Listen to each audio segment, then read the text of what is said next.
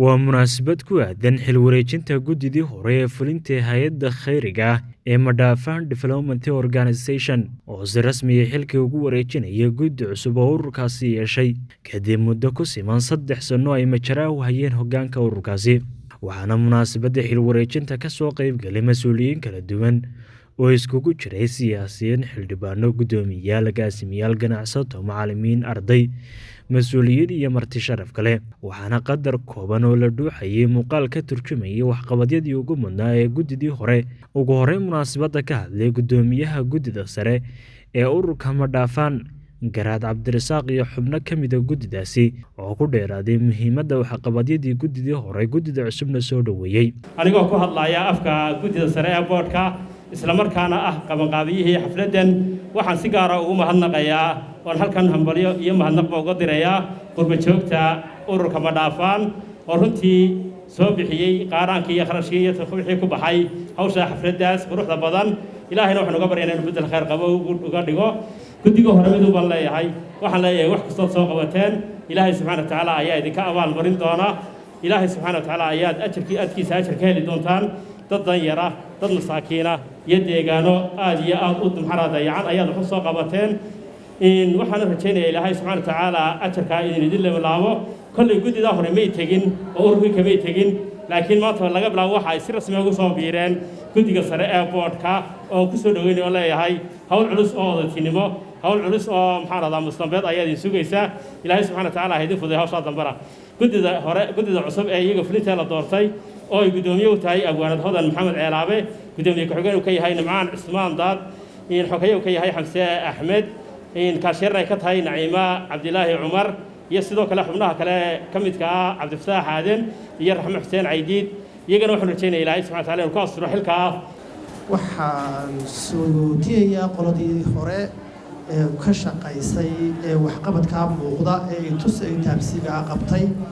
qolada ku soo xigta ee soo gelaysana waxaan leeyahay ilaah weyne waaxidkaa waxaan idinka baryayaa inuu ilaahay idinku garab galo ood qola sii dhaqaajisan noqotaan oo halkii sii dhaafta. intaasi kadib waxaa masraxa ka hadlay mas'uuliyiin kala duwan oo iskugu jiray siyaasiyiin, xildhibaano, guddoomiyayaal, agaasimayaal, ganacsato iyo mas'uuliyiin kale, kuwaas oo dhammaantood ku dheeraaday bogaadinta guddidii hore soona dhoweeyey guddidan cusub. waxaan u mahad celinayaa ururka waxyaabihii ay soo qabteen intaas iyo guddidii maanta guddida xilka wareejinaysa. guddigii hore ee ururka ee warbixintiisa aynu halkan ka daawanay kana dhagaysanay, waxaanu leenahay waan soo dhawaynaynaa, aad iyo aadna waynu ugu mahad celinaynaa. waxaanu leenahay waxa ay qabteen runtii waxqabad la taaban karo oo aad iyo aad u muhiim ah. horta maasha allah ururka Madafaan waan hambalyaynaynaa. waa urur shaqeeya, waxqabad fiicanna leh. haddaanu anagu reer ummad nahay waanu soo dhawaynaynaa ururada shaqeeya, waayo waa urur waxqabad leh, iskuulla dhisay, wax walba qabtay, dhallinyaro aad u firfircoon maasha allah aan warbixin badan ka hayo ayaa ka shaqaynaysay. ururka Madafaan runtii muddo yaroo kooban iyagoo cusub, runtii urur intii amaan la shaqaynaya amaan arkayay waxqabadkaad qabateen urur qabtay runtii ugu yari. aad iyo aad baad mahadsantihiin. runtii marka laga hadlayo waxqabadka laga sheekaynayo imika waxaa annaga nooga muhiimsanayd inay nagala shaqeeyeen midaynta abaarso. waxa weeye marka la helo dad midaysan ayaa la qaban karaa wax. iskuulka booladiida wuxuu ka mid yahay abaarso. runtii inaad ka war haysaan iyo in kala mooyi waxaa ka dhisan 3 fasal. 3daa fasal ee ka dhisan ardaydooduna waxa weeye waa 1 ilaa 8. waxaa nasiib darro ah in maanta meel 15 kiiloomitir u jirta caasimadda ay ardaydu ay ku dhigato waxa weeye haddii aynaan u kicin oo aynaan ka shaqaynin dee cid kaloo inoo maqano inoo shaqaynaysaana ma jirto. kolley safar baan ka soo galay markii lay sheegay in xafladdan quruxda badan ee bilan ay jirto. haabhaabasho iyo socodkii baan ku soo galay xafladdii inaan imaado. galgacayl aan idii qabo dhammaantiin. aad iyo aadna waad u mahadsantihiin si aad noo sharafteen. ganacsadana aad baan u salaamayaa. ururka xubnaha iminka isbedelay waan soo dhawaynaynaa kuwa cusub, kuwa shaqaynayeen waxaan leenahay waan mahadsantihiin aad iyo aad baad ugu mahadsantihiin shaqada aad qabateen waxaad shaqaysanaysaan guddiga cusub waxaad ogaataan inaydaan cid aad wax shaxaadaysaan ahayn laakiin arrin khayriya oo ilaahay daraaddii aad u qabanaysaan oo cid kasta ama haydin diidaan ama haydin oggolaadaana aad ugu tegaysaan oo weydiinaysaan aan shaqaynayay intii aanan xilka wareejin intii markii uu ku soo biiray saaxadda arrimaha bulshada runtii deegaanka wuxuu ka bedelay wax weyn buu ka bedelay waana ururka keliya ee aan odhan karo wuxuu soo kordhiyey wax aan ururada kale aanay kala mid ahayn oo uu kaga duwan yahay isagu wuxuu soo kordhiyey inuu ka qodo biyo inuu sameeyo oo uu ceelal qodo ma jiro urur kale ma garanayo oo ka howlgala deegaanka Faraweyne ama eeriyadeenna oo sameeya ama ka tegey ama sameeyaba ceelal laga cabo biyo waxaan aad iyo aad idinka codsannaa bal inay ururada deegaanada ama gobolka Maroodijeex ka jira gaar ahaan ay ka soo jeeda deegaanada waqooyiga iyo muxuu haayay Faraweyne inay markaa dadkooda wixii ay ku caawinayaan hadday biyo tahay iyo hadday raashin tahayba iyo ganacsatada laftooda iyo qurba joogtuba in iyaguna ku soo caawiyaan marka labaad waxaan u mahadnaqayaa ururka Madhaafaan oo wax badan oo anna wax ka ogahay qabtay oo tabarucaad sameeyay kulley muxuu ahaayay inta iyo in ka badan aan ka sugayno aniga qiimo weyn bay ii leedahay in deegaankaygii laga shaqeeyo anigoo ka soo jeeda deegaanka Abaarso dhalinyarada ururka organizationka Madhaafaan organization waxaan leeyahay jazaakumullahu khayr iyo qurba joogta soo taageerta sidoo kale waxaan halkan aad uga mahadnaqaynaa xubnihii hore waxa ay qabteen oo ah wax maanta lagu majiiran karo waxaynu xubnaha cusubna ka codsanaynaa in iyagu noqdaan kuwa bari markaan xil ku wareejinayaan waxa iyagu wax ka weyn qabtaa qaybihii dambe ee munaasabadda ayaa waxaa madasha ka hadlay xubno ku hadlayay afka guddidii hore ee xilka wareejinaysa kuwaasoo soo bandhigay waxyaabaha ay qabteen intii ay xilka hayeen iyo xubno ku hadlayay afka guddida cusub kuwaasoo dhankooda soo bandhigay qorshayaal doora barnaamijka aadka annaga noogu weyn ee waxa weeyaan inagu soo fooda leh inaan dhammaantiin aad nagala qayb qaadataan oo waxa weeyaan sanadkan maadaama oo waxa weeyaan sanadadii hore aanu la daalaadhacanay annagu iyo waxa weeyaan intii ilaahay u diraawan intiina maanta halkaa ka daawatay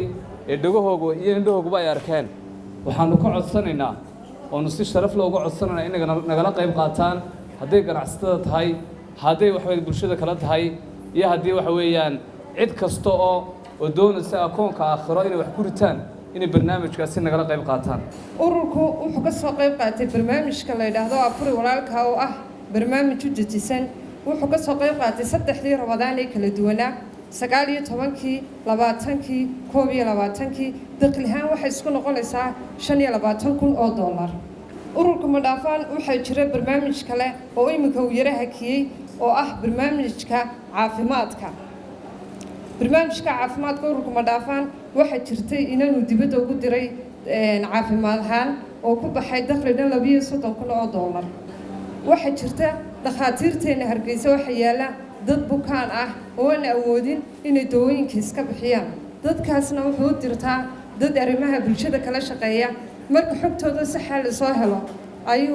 ayuu geeyaa marka iyagoo filanahayn lacag dawooyinka iskaga bixiyo caafimaad ahaanna wuxuu cuno u helo lacagtaasna waxay noqonaysaa $2,000 muddadii aan soo joognay meesha waxay markaa lacagtaas isku noqonaysaa $34,000 bay isku noqonaysaa dakhlihaan waxbarashada wuxuu ku fangareeyay 3 sano soo joogay $27,000 iyo $695 sida programka ku soo daawateenba waxay jirtay qoys la gaarsiiyay harta shaqo dab ku gubtay 2 caruur ka gubteen isla markiiba baahidii ka jawaabay anakoon baahidii loogu talagalay aan ka jawaabi karin laakiin inta ururka loogu talagalay uu kaga jawaabay $2,000 ayuu gaarsiiyay waxa jirta 2 guri oo gubtay isaguna $200 ka qaatay wiil ku tabaaleysna Liibiya oo tahriibay qoyskiisu wax dhaqaale aanay u diraanay awoodin ururku wuxuu ku wareejiyay $2,800 abaarahan ka horreeyay ururku wuxuu ka qayb qaatay lacag $1,000 gaaraysa ururka waxaa jirta xafiisku ku jiro uu bixinayo kiradiisa $3,600 ugu dambeyntii tootalka wuxuu ururku fangareeyey $106,000 hadal badan lagama buuxsayo kolley hadalka waa la wada yidhi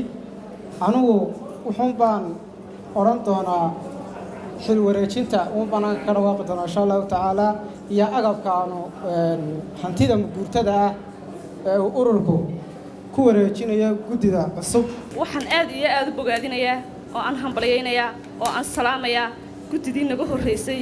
annaga ee caawa aanu xilka kala wareegayno oo aan leeyahay runtii guddi lagu daydo ayuunbaa tihiin laakiin ma tihidin guddi laga badin doono waxaan ku qanacsanahay annagoo dhammaantayo ah guddida cusub xilalkana noo magacaabay dhammaantay aad iyo aad baan ugu qanacsanahay waxaana naga barana inaanu shaqayno oo waxa weyn guddidii hore halkay gaadhsiisay inaanu hore uga sii wadno insha allah waxaa kaloon halkan idinka sheegayaa guddida hawsha culus soo qabtay ee maqalka iyo muuqaalka inagu tusay inaannu u diyaarinay shahaadooyin aanu ku maamuusayno oo halkan aanu ku siin doonno horteenna idinkuna aa markhaati ka ahaan doontaan dhammaantoodba waxaan baraarujin lahaa keliyata in barnaamij miiska noo saaran oo maanta maadaamay xaalad aad u adagi jirto xaalad abaareedi jirto xaalad sixir barari jiro barnaamijka afuri walaalkaayo miiska noo saaran insha allahu tacaala waxaanu ka codsanaynaa insha allahu tacaala dhammaan inta ku xidhan ururka Madhaafaan community insha allahu tacaala iyo ganacsatadaba inay ka qayb qaadatay insha allahu tacaala gabagabadii munaasabadda ayaa waxaa si rasmi ah xilka loogu kala wareejiyey mas'uuliyiinta labada dhinac